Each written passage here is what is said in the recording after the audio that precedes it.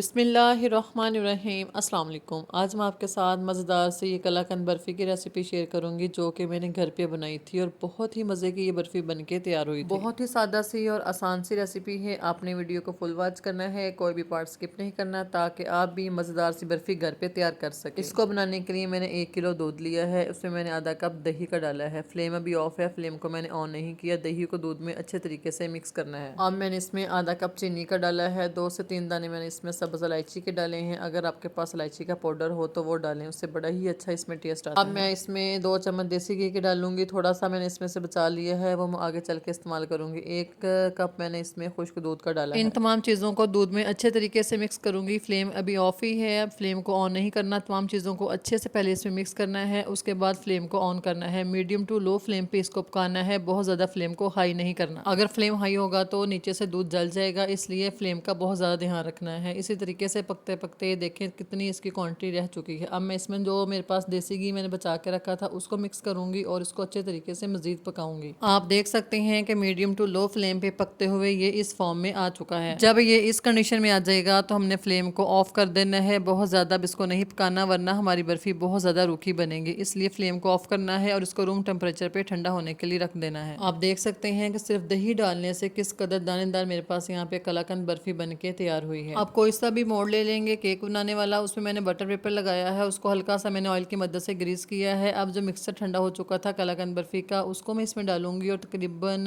10 से 15 मिनट के लिए मैं फ्रिज में रख दूंगी ताकि ये अच्छे से सेट हो जाए। और तकरीबन 10 से 15 मिनट के बाद ये अच्छे तरीके से सेट हो चुकी थी। अब मैंने इसको प्लेट में निकाला है और देखिए हमारी मज़ेदार सी कलाकंद बर्फ़ी हो चुकी है तैयार। बहुत ही सादा सी और आसान सी रेसिपी है, आपने लाजमी ट्राई करनी है और फिर मुझे फीडबैक देना है कि आपने ट्राई की है तो कैसी बनी है। वीडियो पसंद आई हो तो वीडियो को लाइक कर लें, चैनल को सब्सक्राइब कर लें और बेल आइकन के बटन को भी ज़रूर प्रेस कर दें ताकि आपको मज़ीद इस तरह की नई नई रेसिपीज़ देखने को मिलती रहे। अपना और अपनी फैमिली का रखिएगा ढेरों ख्याल। मिलते हैं नेक्स्ट वीडियो में एक नई रेसिपी के साथ, तब तक के लिए अल्लाह हाफिज़।